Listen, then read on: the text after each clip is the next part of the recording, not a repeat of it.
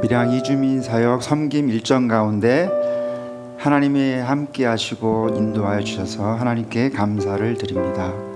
먼저 일정에 대해서 간략하게 말씀드리겠습니다. 20일 금요일 저녁 8시 출발, 1시쯤 밀양 도착했습니다.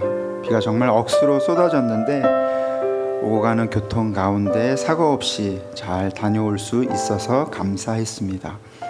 21일 토요일 첫 번째 이주민 선교 현장 탐방, 정영섭 선교사님 김해 우즈벡센터를 방문했습니다. 장양 후 우즈벡센터를 중심으로 한 무슬림 사역에 대해 들었습니다. 더 나은 삶, 풍성한 삶을 위해 들어온 이주민 인구가 250만 명이 넘는다고 합니다. 경남의 이태원이라 불리는 종로길에서 전도를 하고 준비해 주신 점심 식사를 하였습니다. 두 번째 이주민 선교 현장 탐방, 김해 한우리 선교교회 김성환 목사님을 방문하여 사역 소개를 듣고 밀양 다카교회 다문화 카페교회로 이동하여 이주민 초청 축제 레크리에이션과 게임 후 저녁 식사하고 신유나 청년이 간증을 하였고 김희설 청년이 한국 네팔어 혼용 전도지로 복음 증거를 하고 최윤기 선교사님의 다카 이주민 사역에 대해 들었습니다. 22일 주일 예배 후 점심 식사하고 한국어 교육에 저희 청년들이 참여하고 열방 예배에 저희 찬양팀과 목사님과 이다현 청년의 율동으로 함께 찬양했습니다. 저녁 식사 준비와 설거지를 저희 여성교회 집사님들이 도와주셨고 식사 후 서울로 7시 30분쯤 출발해서 서울에 새벽 1시쯤에 도착했습니다.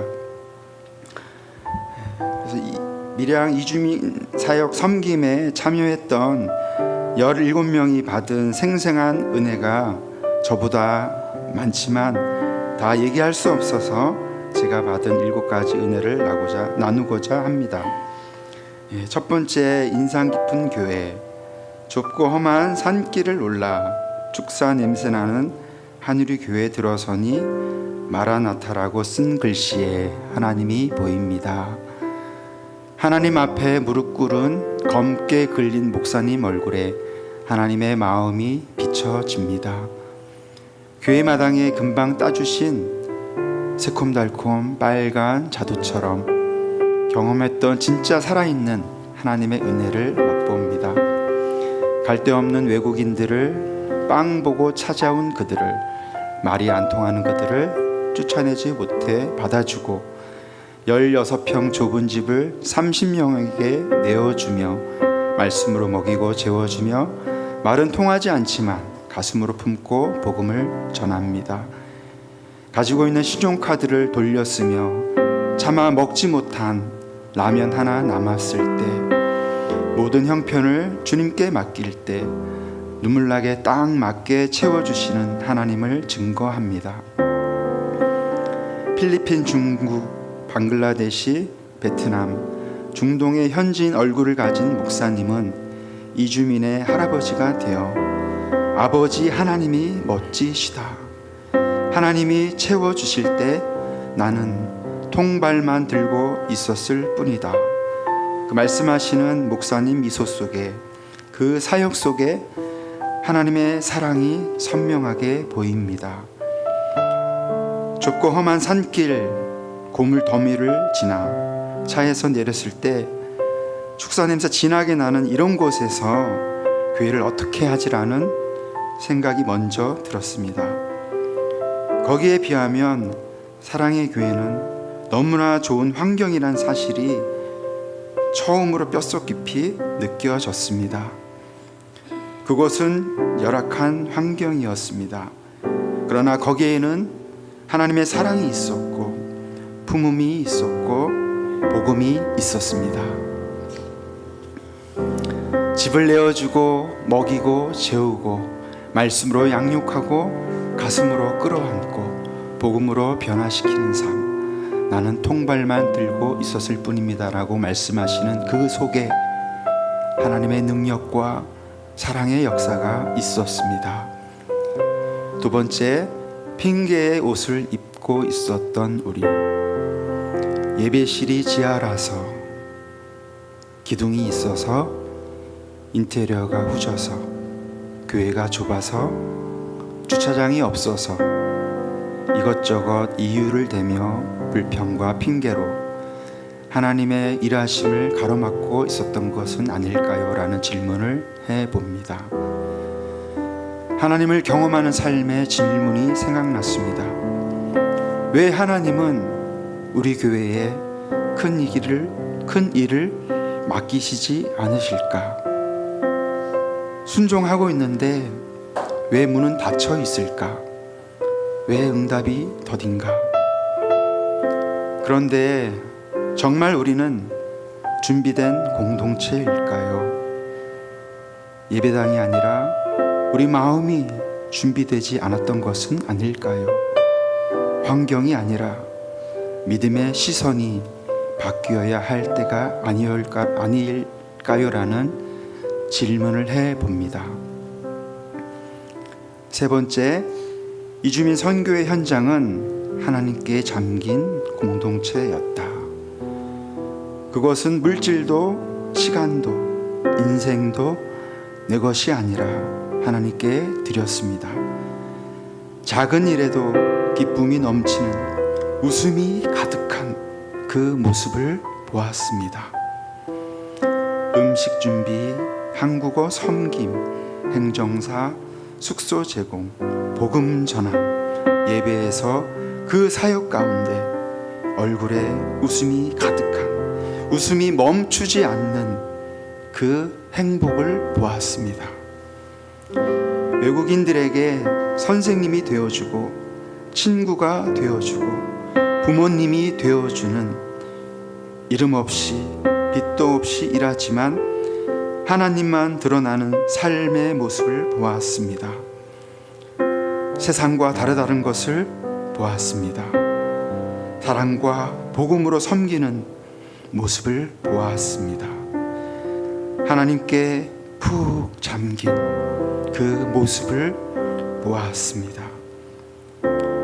한 다리는 세상, 한 다리는 하나님이 아닌, 이쪽 저쪽 걸쳐진 양다리가 아닌 하나님께 푹 잠긴 공동체를 보았습니다. 네 번째, 크루즈가 아니라 항공모함이 되어야 합니다.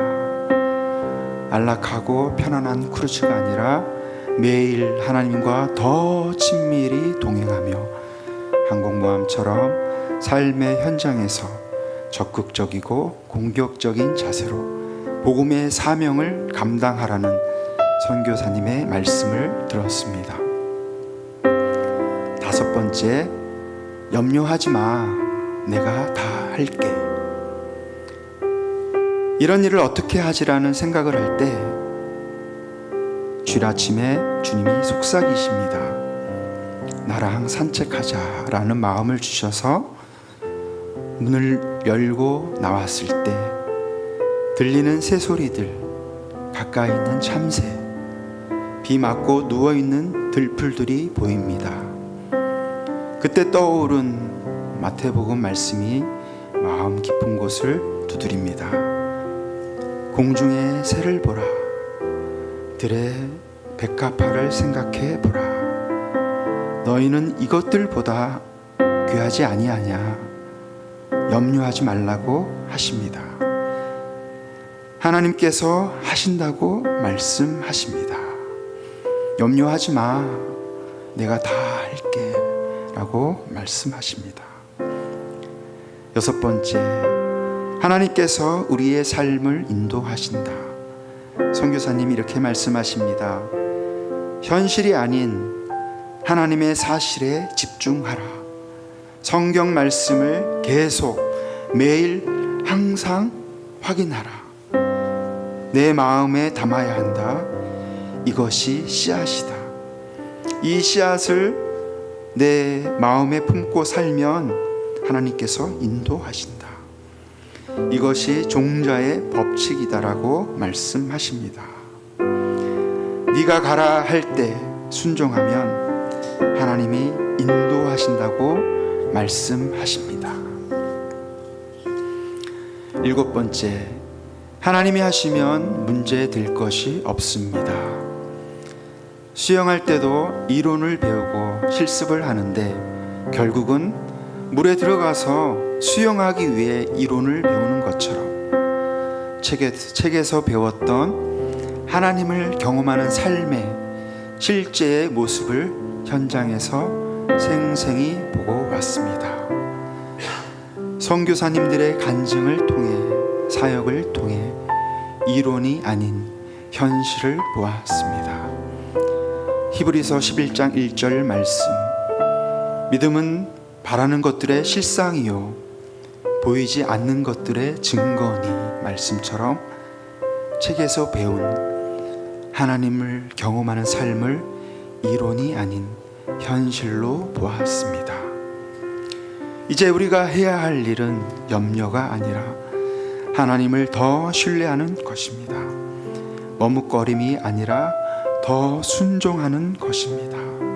주저함이 아니라 헌신하는 것입니다. 네가 가라 할 때 순종하면 됩니다.